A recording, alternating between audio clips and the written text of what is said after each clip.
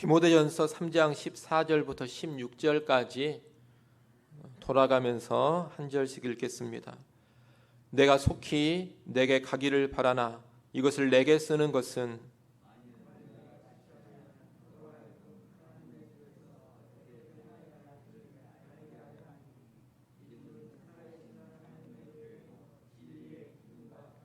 같이 봅니다. 그도다 경건의 비밀이여 그렇지 않다 하는 이 없도다. 그는 육신으로 나타난 바 되시고 영으로 의롭다 하심을 받으시고 천사들에게 보이시고 만국에서 전파되시고 세상에서 믿음 바 되시고 영광 가운데서 올려지셨느니라. 아멘. 지금 이 시간도 온라인으로 가정에서 또 예배당에서 예배하고 있는 우리 영광의 모든 성도들에게 하나님의 은혜와 평강이 다시금 충만하시기를 축원합니다. 우리가 예배 시간마다 사도신경으로 신앙을 고백합니다. 오늘 예배 시간에도 우리는 사도신경으로 신앙을 고백했습니다. 이 사도신경에 여러 가지 신앙을 고백하는 항목들이 나오는데 그 중에 하나가 뭐냐? 거룩한 공예를 믿습니다라는 것입니다. 거룩한 공예라는 것은 거룩한 공교회를 가리키는 말입니다. 그렇기 때문에 거룩한 공예를 믿습니다. 이 신앙 고백은 다름 아닌 교회를 믿습니다. 이런 신앙 고백입니다. 나는 교회를 믿습니다. 이 고백이 사도신경 안에 있다는 겁니다. 여러분, 이 사도신경은 모두 12가지 항목으로 이루어져 있습니다. 그 항목들을 보면 성부 하나님, 성자 하나님이신 예수님, 그리고 성령 하나님에 대한 믿음을 고백합니다. 또 죄사함에 대한 믿음도 고백하고 있고 부활의 믿음도 고백하고 있고 영생에 대한 믿음도 고백하고 있습니다. 이런 각각의 고백들은 기독교의 핵심적인 진리입니다. 이런 항목들을 내가 믿습니다라고 고백하지 않는다면 그는 그리스도인이라고 할 수가 없는 겁니다. 사도신경의 모든 항목들을 정말로 내가 믿습니다라고 고백을 해야지만 참된 그리스도인이 되는 겁니다. 그런데 그런 고백의 항목 중에 뭐가 있느냐? 내가 교회를 믿습니다라는 이 고백이 들어있다는 겁니다. 이것은 무슨 의미냐? 만약 교회를 인정하지 않고 교회를 믿는다고 고백하지 않는다면 그 사람은 참된 그리스도인이 아니라는 겁니다. 진정한 그리스도인이 되려면 삼위일체 하나님에 대한 신앙 고백과 더불어 또 죄사함과 부활과 영생에 대한 신앙 고백과 더불어 반드시 무엇에 대한 신앙 고백이 있어야 하느냐? 교회에 대한 신앙 고백이 있어야 합니다. 나는 거룩한 공교회를 믿습니다. 이 고백이 마음에서부터 우러나와야지만 이 사람이 진정한 그리스도인, 거듭난 신자라는 겁니다. 여러분, 교회에 대한 믿음이 없는 사람은 신앙 고백을 제대로 안 하는 겁니다. 다시 말해 이런 사람은 신자가 아닙니다. 우리 주변에 교회는 참 좋은 것이지만 있으면 좋지만 사실 없어도 그만인 것 아니냐, 이런 생각을 하는 사람들이 있습니다. 또는 교회를 하찮게 여기는 사람들도 있습니다. 더 나아가서 교회는 쓸모없는 것이다, 불필요한 것이다, 이렇게까지 말하는 사람들이 있습니다. 이런 사람들은 다 교회에 대한 신앙 고백이 없는 자들입니다. 이런 사람들은 진정한 그리스도인이 아닌 겁니다. 여러분, 이렇게 교회에 대한 신앙 고백이 중요합니다. 이것은 동시에 뭘 가르쳐 주는 것이냐? 교회가 참으로 특별한 존재다. 교회가 참으로 특별한 기관이다. 이것을 가르쳐 주는 겁니다. 교회가 워낙이나 특별하기 때문에 교회에 대한 신앙 고백의 유무로 진정한 그리스도인과 가짜 그리스도인을 구별해 낸다는 겁니다. 오늘 보면 15절에도 보면 교회를 가리켜서 살아계신 하나님의 교회라고 부르고 있습니다. 교회를 가리켜 살아계신 하나님의 교회라고 지칭하는 건 역시 교회가 아주 특별한 기관이라는 것을 알려주는 겁니다. 교회는 그저 그런 세상의 기관이 아닙니다. 교회는 그저 인간들의 조직, 인간의 모임이 아닙니다. 교회는 살아계신 하나님의 교회입니다. 참되고 유일한 신이신 하나님의 교회라는 겁니다. 이것은 교회가 그만큼 특별하다는 것을 가르쳐 줍니다. 진짜 신이신 하나님의 교회이기 때문에 교회는 특별하다는 겁니다.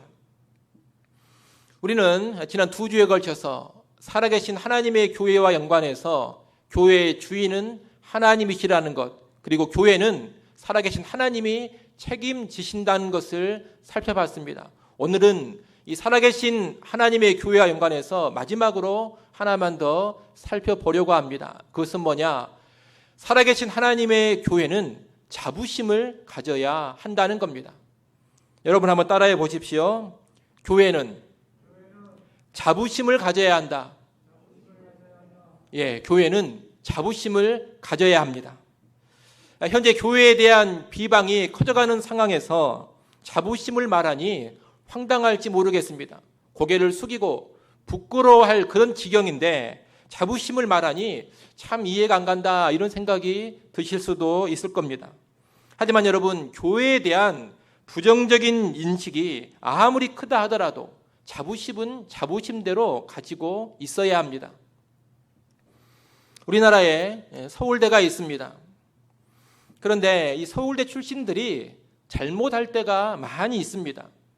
국가의 큰 비리에 이 서울대 출신들이 관여될 때도 많이 있고 국가의 부패에 연관될 때도 많이 있습니다.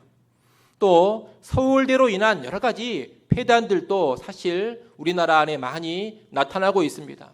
그래서 이런 잘못이라든가 문제들을 보고 듣는 사람들은 무슨 이야기를 많이 하느냐? 서울대 욕을 아주 많이 합니다.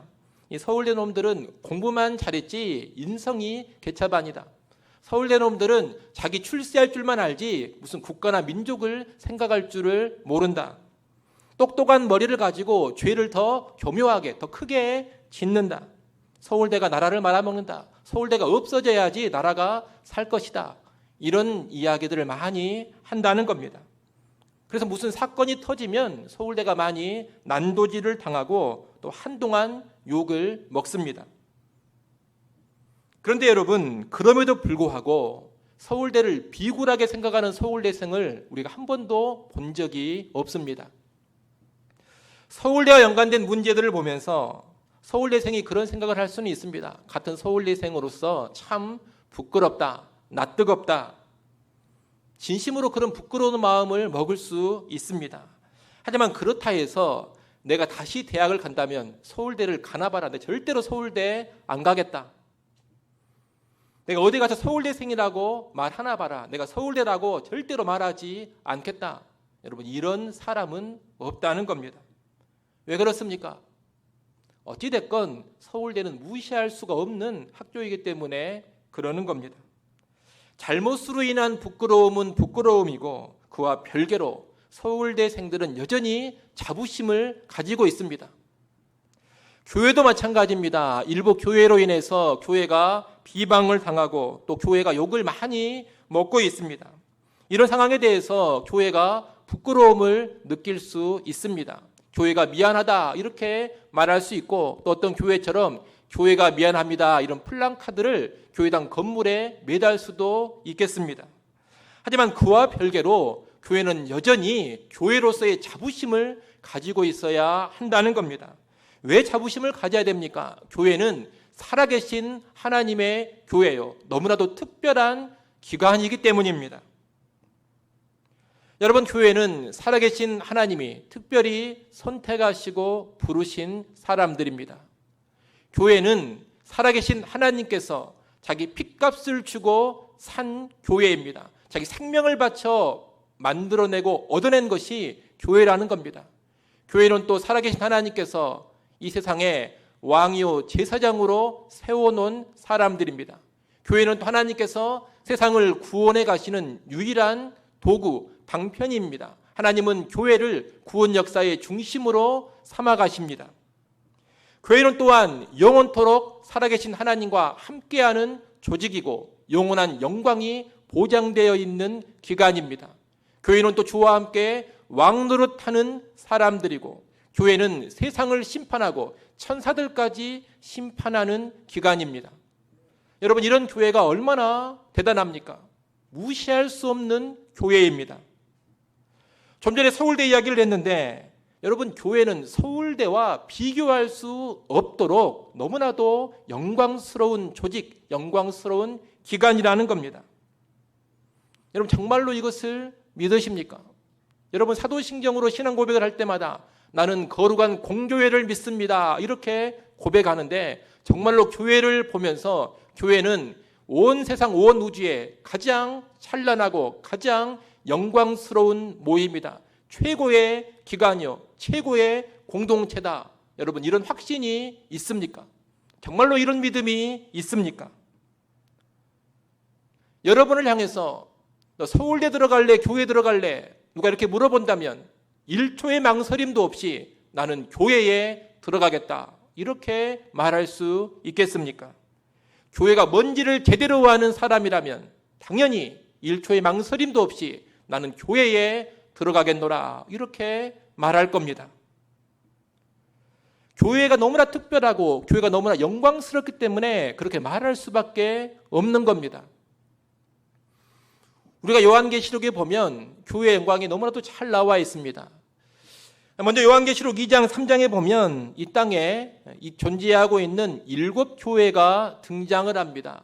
이 7교회의 면면을 보면 칭찬과 책망을 함께 받는 교회도 있고, 책망만 받는 교회도 있고, 또 칭찬만 받는 그런 교회도 있습니다.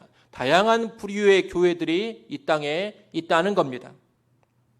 라오디게아 교회 같은 경우에는 칭찬을 단 한마디도 듣지 않습니다. 온통 책망뿐입니다. 하지만 여러분, 그럼에도 불구하고 예수 그리스도께서는 칭찬만 듣는 교회를 교회라고 하시지 않습니다. 책망만 다 듣고 있는 라오디게아 교회를 향해서도 자신의 교회라고 인정을 해주시고 그 교회에 특별한 관심을 보이신다는 겁니다. 그 교회를 지극히 사랑하셔서 권면의 편지를 보내시는 겁니다. 여러분, 예수님이 무슨 로마 황제에게 편지 보내지 않습니다. 그러나 지상의 교회를 향해서는 사랑의 편지를 보내십니다. 그리고 요한계시록 21장으로 가보게 되면 장차 영광스러워진 교회의 모습을 거룩한 성 예루살렘으로 묘사하는 그런 장면이 또 나옵니다. 요한계시록 21장을 보면 교회를 상징하는 그 거룩한 성 예루살렘이 얼마나 찬란하고 얼마나 영광스럽게 묘사되고 있는지 모릅니다. 우리 말씀을 하나 찾아보겠습니다. 요한계시록 21장 9절로 12절 말씀을 한번 보겠습니다. 요한계시록 21장 9절부터 12절입니다. 우리 같이 한번 읽어보겠습니다. 함께 읽습니다. 7 대접을 가지고 마지막 7 재앙을 담은 7 천사 중 하나가 나와서 내게 말하여 이르되 이리 오라. 내가 신부 곧 어린 양의 아내를 내게 보이리라 하고 성령으로 나를 데리고 크고 높은 산으로 올라가 하나님께로부터 하늘에서 내려오는 거룩한 성 예루살렘을 보이니 하나님의 영광이 있어 그 성의 빛이 지극히 귀한 보석 같고 벽옥과 수정같이 막더라. 아멘. 여러분, 여기에 있는 거룩한 성 예루살렘이 어린 양, 예수님의 신부, 어린 양의 아내입니다. 다시 말하면 이 거룩한 성 예루살렘은 교회를 가리키는 상징입니다. 그런데 이 교회, 거룩한 성 예루살렘을 가리켜 12절에서 뭐라고 합니까? 12절 다시 한번 보십시오. 하나님의 영광이 있어 그 성의 빛이 지극히 귀한 보석 같고 벽옥과 수정같이 막더라라고 합니다. 하나님의 영광이 교회에 가득합니다. 빛이 찬란하게 발하여집니다. 지극히 귀한 보석처럼 빛이 납니다. 벽옥과 수정같이 아주 깨끗하고 막습니다. 여러분, 이것이 장차 교회의 영광스러워질 모습입니다. 우리가 12절까지만 봤습니다만 그 뒤에 13절, 14절 계속해서 읽어보면 이 교회가 얼마나 찬란하고 얼마나 영광스러운지가 세세하게 묘사되어 있습니다. 여러분, 요한계시록 2장, 3장에서 봤던 이 땅의 7 교회와 방금 21장에서 봤던 이 영광스러워지는 교회가 서로 다른 교회가 아닙니다. 동일한 교회라는 겁니다. 요한계시록 2장, 3장에 있는 이 땅의 교회가 시간이 많이 지나면 21장에 참으로 찬란하고 영광스러운 교회가 된다는 겁니다. 이어지는 겁니다. 서로 다른 교회를 말하는 것이 아니라 같은 교회를 말하고 있습니다. 다시 말하면 비록 지금 이 땅의 교회가 연약함이 있고 이 땅의 교회에 부족함이 있고 이 땅의 교회에 허물이 있다 하더라도 온통 책망만 받는 그런 모습이 있다 하더라도 그 교회가 그저 그것으로 끝나지 않는다는 겁니다. 시간이 이제 지나고 보면 그 교회도 참으로 찬란하고 참으로 영광스럽게 서게 된다는 겁니다. 여러분, 이렇게 교회에는 놀라운 영광이 보장되어 있습니다. 그러니 우리가 어찌 교회를 무시할 수 있겠습니까? 이런 교회에 속한 자로서 어찌 자부심을 가지지 않고 살아갈 수가 있겠습니까? 여러분, 교회는 본질상 찬란하게 빛나는 순금덩어리입니다. 이 금덩어리에 똥이 묻었다고 해서 그 가치를 무시할 수는 없습니다. 교회가 금덩어리인지를 모르고 그저 금덩어리에 묻은 똥만 보고 있으면 인상을 쓰고 멀리할 수 있습니다. 갖다 버려버려라, 쓸모없다, 냄새난다, 이렇게 말할 수 있습니다.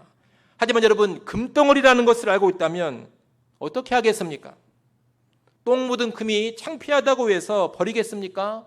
냄새난다고 해가지고 던져버리겠습니까? 치워버리겠습니까? 절대로 그렇게 하지 않습니다. 야, 똥이라는 것이야 뭐 닦아내면 되는 것이지, 똥 묻었다고 금덩어리를 버리냐? 바보 같은 소리 하지 말아라, 이런 생각을 합니다. 사람들이 금덩어리인 줄을 모르고 똥 묻은 것만 보면서 손가락질하고 비방을 해도 그 똥 묻은 금덩어리 가지고 있는 것 절대로 비굴하게 여기지 않습니다. 오히려 기대하고 자부심을 갖습니다.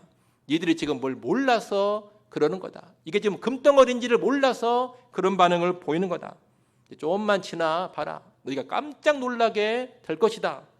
여러분, 이런 생각, 이런 마음 먹고 있지 않겠습니까? 교회가 그런 겁니다. 현재 코로나 상황에서 교회가 정말로 많은 비방을 당하고 있고 정말로 많은 욕을 먹고 있습니다. 저도 목회를 20년 가까이 하면서 지금처럼 교회가 많이 욕을 먹고 비방당하는 것을 본 적이 없었던 것 같습니다. 그러다 보니 목사도 그렇고 성도들도 그렇고 위축이 될 수가 있습니다. 정말 낯뜨겁고 부끄러울 수 있습니다. 전 사회적으로 난타를 당하고 있으니 우리 자존감이 땅바닥에 떨어질 수도 있습니다. 어디 가서 교회 다닌다는 말도 못하겠다, 이런 마음이 들 수도 있습니다. 그러나 여러분, 우리가 이단적인 주장을 하는 교회가 아니고 거짓 교회가 아니고 바른 복음 위에 서 있는 참된 교회라면 당당하셔야 되고 자부심을 가져야 합니다. 그 교회는 살아계신 하나님의 교회요, 찬란한 영광을 가진 교회이기 때문입니다. 그런 여러분, 시대 상황이 지금 상당히 우리에게 불리하고 너무나 많은 비방과 욕이 있다 하더라도 위축되지 마시고 영적인 자부심은 꼭 가지고 살아가십시오. 여러분이 그리스도인이라는 것을 숨기지 마십시오. 그리스도인이라는 것을 드러내시고 진짜 그리스도인답게 살아가는 모습을 보여주십시오. 내가 교회에 다닌다는 것을 숨기지 마십시오. 무슨 교회 이야기 나오면 그냥 입 꽉 다물고 모른 척하지 마십시오. 내가 교회 다니는 사람이라고 드러내시고 진정한 교인이 어떤 모습인지를 여러분이 보여주시면 되는 겁니다. 자부심을 가지고 당당하게 살아가라, 이 말입니다. 또한 교회를 욕하면서 하나님과 예수님까지 못 오가고 있는 사람들을 절대로 좌시하지 마십시오. 교회를 지금 많이 욕하다 보니까 아직 교회 욕을 하면서 하나님의 이름도 언급하고 예수의 이름도 언급하면서 아주 심하게 못 오가고 멸시하는 그런 사람들이 있습니다. 우리가 이런 사람들을 보면서 안타까움과 더불어서 거룩한 분노가 있어야 합니다. 교회를 향해서는 부정적인 이야기를 할 수 있습니다. 교회가 비판받아야 할 일이 있으면 비판을 받아야 할 겁니다. 교회가 욕먹어야 할 일이 있다면 욕을 먹어야 할 겁니다. 그러나 교회에 대한 정당한 비판과 별개로 교회와 연관해서 하나님과 예수님의 이름을 못 오가는 것은 우리가 참을 수 없는 일인 겁니다. 그것은 커다란 죄요 심판받을 악입니다. 십계명, 상계명에서는 너는 내 하나님 여호와의 이름을 망령되게 부르지 말라. 여호와는 그의 이름을 망령되게 부르는 자를 죄 없다 하지 아니하리라. 이렇게 분명히 경고하고 있습니다. 여호와의 이름, 예수 그리스도의 이름에 대한 모독은 그에 상응한 심판을 반드시 받는다는 겁니다.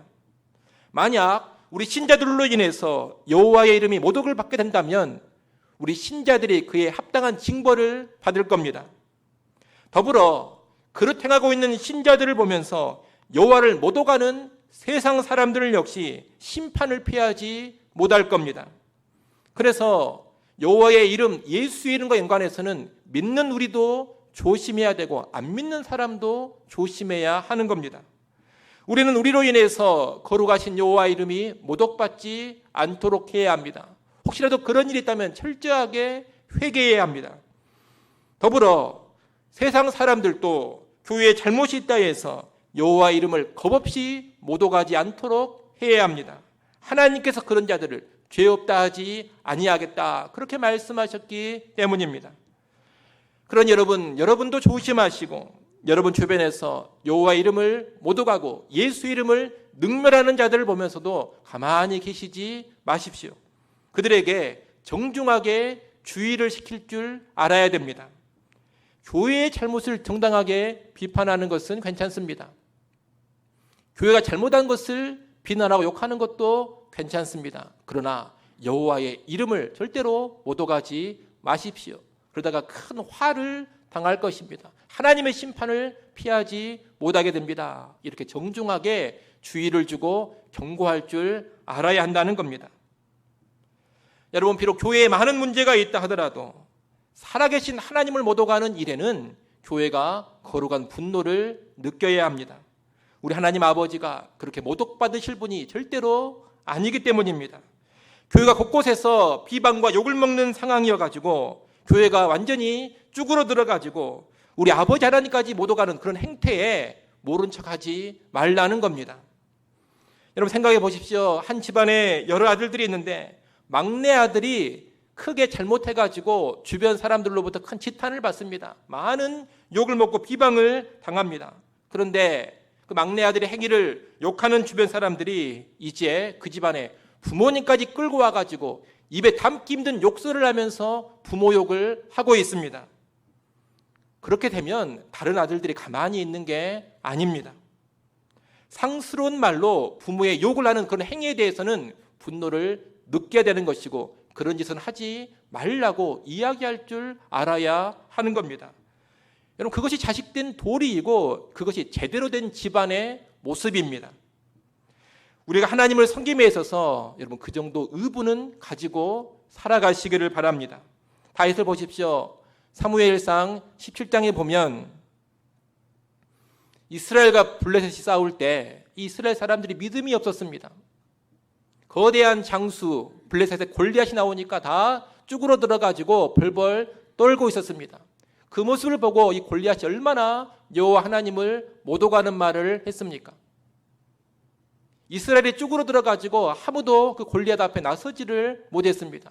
그때 어린 소년 다윗이 나섰습니다.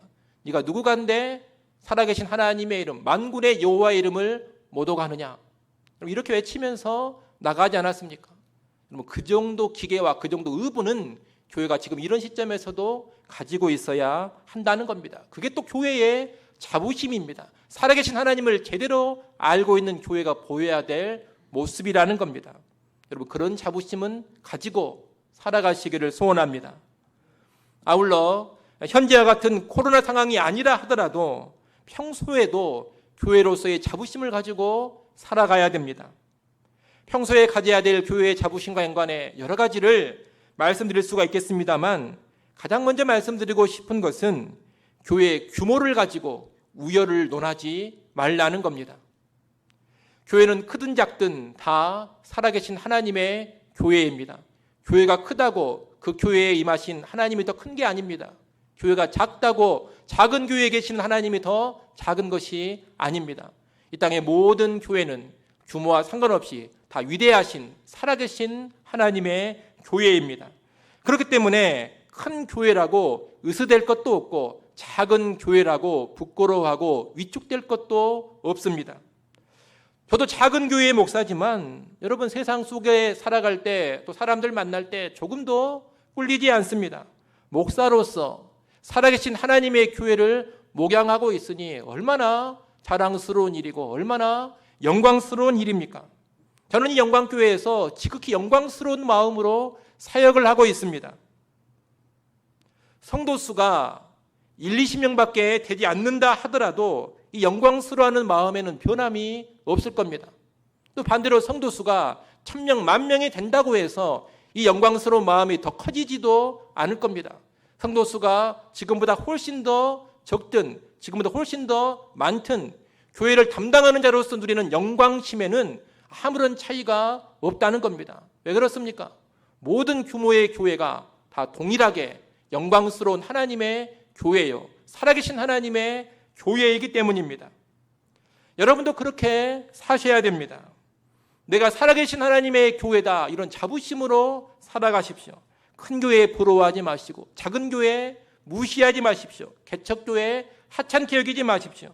우리보다 큰 교회를 보면 왠지 위축이 되고 우리보다 작은 교회를 보면 내려다보고 그러시지 마십시오. 교회의 규모에 따라서 우리의 자부심이 올라갔다 내려갔다 하지 말라는 겁니다. 모든 교회가 다 살아계신 하나님의 교회라는 것을 알고 자기가 소속된 교회에 자부심을 가지고 모든 교회를 귀히 여기며 살아가셔야 됩니다. 이것이 성도가 가져야 될 자부심입니다. 또한 교회의 자부심과 연관해서 세상의 부나 권력, 인기에 아부하지 않아야 할 것입니다. 여러분, 교회가 온 세상 만물을 소유하고 계신 참된 신이신 살아계신 하나님의 교회인데 부자들한테 굽신될 이유가 어디 있겠습니까? 돈 많은 사람이라고 특별하게 바라보고 특별하게 대해줄 필요가 뭐가 있겠습니까?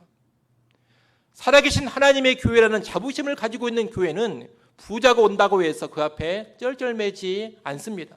부자가 오든 가난한 자가 오든 자부심을 가지고 있는 교회는 똑같이 대하고 똑같이 사랑으로 섬겨줄 뿐입니다. 또 여러분, 이 교회가 살아계신 하나님의 교회로서 영광스러운 하나님을 예배하는 공동체인데 정치인들이 교회에 온다고 해가지고 소란 떨 필요가 뭐가 있겠습니까? 권력과 연관된 사람들이 교회에 온다고 해서 특별하게 대우해 줄 필요가 전혀 없습니다. 이 정치하는 분들은 우리 교회에는 거의 오지 않습니다. 규모가 크지 않아서 잘 안 옵니다. 그러나 언제 오느냐? 선거 기간이 되면 꼭 옵니다. 보통 미리 전화를 하고 오는데 전화가 오면 우리 교회는 그렇게 말합니다. 우리 교회는 예배 시간에 따로 인사드리는 시간은 드리지 않습니다. 굳이 원하시면 아무개 후보가 예배 참석하셨다 이 정도 광고는 해드립니다만 무슨 일어나서 인사를 하고 앞에 나와가지고 뭐 잠깐 인사말을 하고 이런 시간은 절대로 드리지 않습니다. 이렇게 교회에서는 이야기를 합니다. 이렇게 말하면 거의 대부분의 후보자들이 전화는 했지만 오지는 않습니다. 그래도 간혹 오시는 분들이 있습니다. 오시면 교회 대표인 제가 담임 목사로서 개인적으로 예배 전에 차 한 잔은 같이 나눕니다. 하지만 그래도 예배 도중에 따로 일으켜 세워가지고 인사를 시키거나 그러지는 않습니다. 우리 교회 새가족이 등록하면 이렇게 세워지고 환영하고 박수 쳐줍니다. 그러나 선거운동하러 온 사람을 그렇게 해줄 필요는 없다는 겁니다. 여러분, 비단 선거운동 기간만이 아니라 평상시에도 마찬가지입니다. 정치인이 온다고 해서 교회가 호들갑 떨 필요가 없다는 겁니다.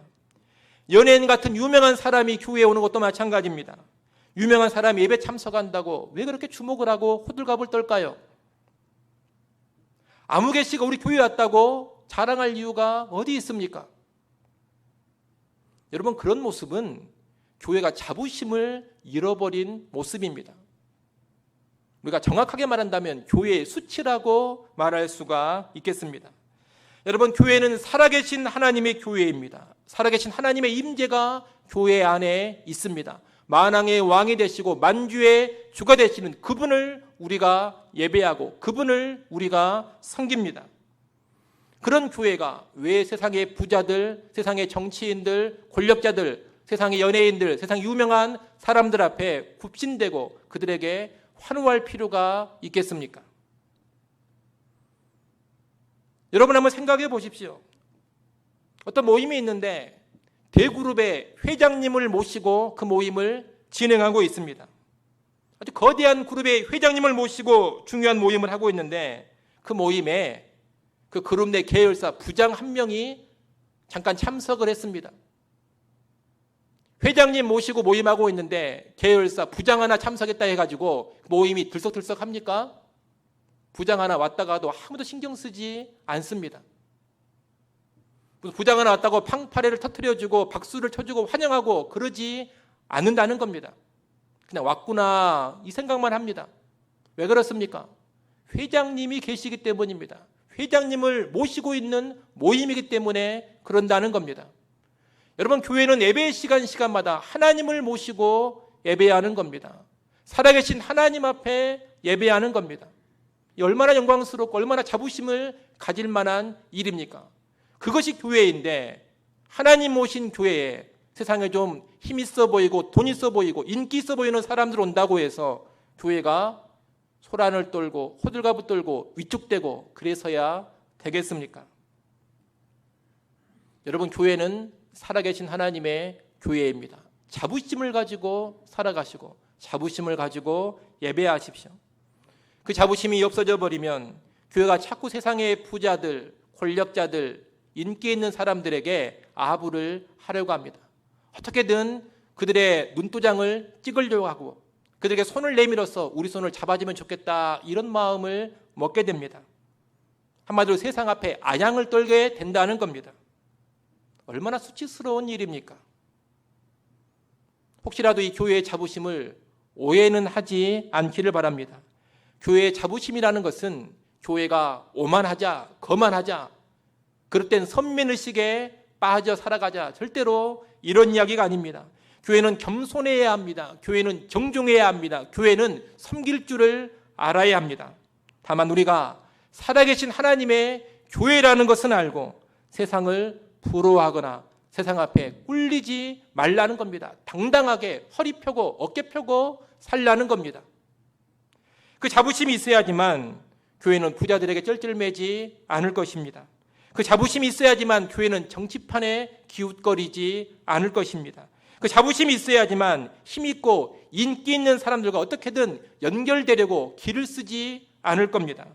그 자부심이 있어야지만 교회는 부자가 됐든 가난한 자가 됐든 권력이 있든 없든 똑같이 대하고 똑같이 가르칠 것을 가르치고 선포할 것을 선포할 수 있을 겁니다.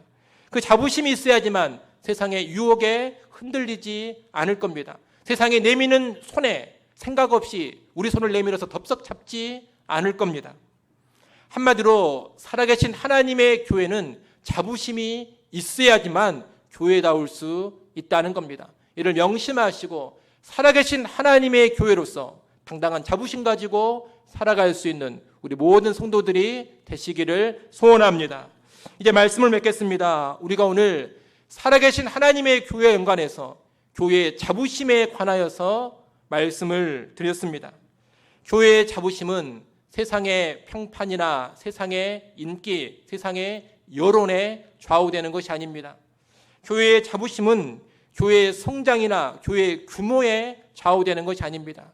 교회의 자부심은 그 교회의 교인들이 어떤 사람들이냐 여기에 좌우되지도 않습니다. 심지어 교회의 자부심은 교회의 건강성 여부와에 달려있는 것도 아닙니다. 교회가 건강하다고 더 자부심을 느끼고 교회가 건강하지 않는다 해서 더 자부심이 없어지고 이런 게 아니라는 겁니다. 교회의 자부심은 오직 어디에 달려있느냐? 교회의 자부심은 본질상 살아계신 하나님의 교회라는 데 달려있는 겁니다. 이를 꼭 기억하시고 여러분 이 땅 살아가실 때 우리가 바로 살아계신 하나님의 교회임을 아시고 그로 인한 커다란 자부심 가운데 살아갈 수 있기를 간절히 축원합니다. 기도하겠습니다.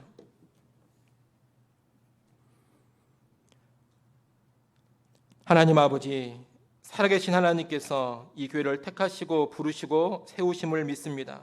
살아계신 하나님께서 이 교회를 특별히 사랑하시고 특별히 사용하심을 믿습니다. 또 살아계신 하나님이 이 교회를 가장 영광스럽게 하실 줄로 믿습니다. 이러한 믿음 가운데 살아계신 하나님의 교회라는 자부심을 가지고 세상 속에서 당당하게 살아가게 하여 주옵소서. 예수님의 이름으로 기도드리옵나이다. 아멘.